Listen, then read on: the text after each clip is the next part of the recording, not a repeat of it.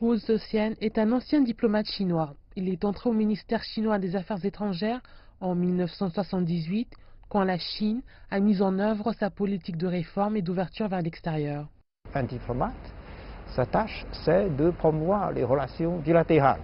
La connaissance mutuelle est la base de confiance réciproque. Donc voilà, durant toute ma carrière, j'ai suivi attentivement l'évolution de la Chine après le lancement de la politique de réforme et d'ouverture. Le lancement de cette politique de réforme et d'ouverture a radicalement changé la physionomie de la Chine. Voilà. La Chine a beaucoup évolué. À l'époque, la Chine était assez en retard sur le plan économique. Et aujourd'hui, la Chine est devenue deuxième puissance économique dans le monde. J'étais même assez étonné de voir l'évolution de mon propre pays. Chaque fois que je reviens d'un poste de l'étranger en Chine, je voyais le changement, voilà, qui dépassait mon imagination.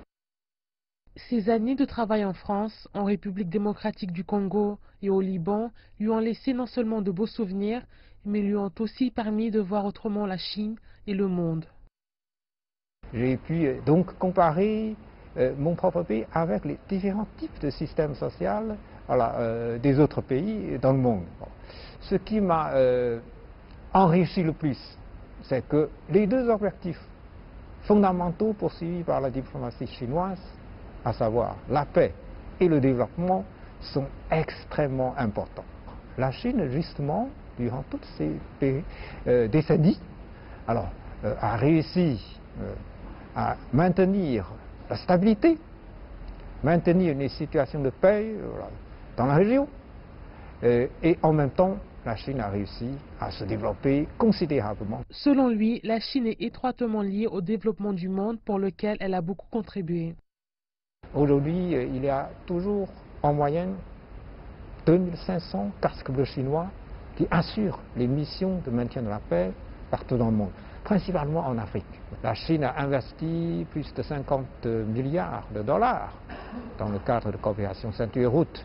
Et ça a permis de créer beaucoup d'emplois pour les pays partenaires. Ça profite également à la Chine, bien sûr, puisque dans le même cadre, la Chine a développé considérablement le transport ferroviaire entre la Chine et l'Europe, en traversant justement toute cette région, vaste région de l'Asie centrale et du Moyen-Orient. Bon, il y a beaucoup de marchandises chinoises qui sont exportées vers l'Europe, et en retour, beaucoup de marchandises de l'Europe et de l'Asie centrale reviennent vers la Chine. Ça profite à tout le monde. Vous voyez, la Chine propose des choses concrètes pour promouvoir la coopération et le développement entre la Chine et les autres pays. Aujourd'hui à la retraite, il suit activement les actualités et donne des cours à l'université. Il participe également à de nombreux débats organisés par CGTN français durant les grands événements nationaux et internationaux. Il souhaite présenter au public la Chine d'aujourd'hui. En tant qu'un vieux diplomate, j'aimerais bien réitérer ceci pour dire que quel que soit le niveau de développement de la Chine, même si la Chine arrivera à devenir un pays puissant, moderne, la Chine ne prétendra jamais à l'hégémonie. La Chine sera toujours un partenaire fiable, amical avec tous les autres pays. C'est ça ce que je veux dire. Les sessions annuelles de l'APN et de la CCPPC auront lieu prochainement. Voici ce qu'il attend des deux assemblées cette année. Cette année, c'est vrai, c'est les deux sessions de l'Assemblée populaire nationale et de la CCPPC devraient élire les nouveaux membres. Voilà, et pour 5 ans, pour un mandat de 5 ans. Bon, je crois que pour les nouveaux membres de ces deux institutions, ils ont une lourde tâche. Voilà, de réaliser les objectifs fixés par le PCC.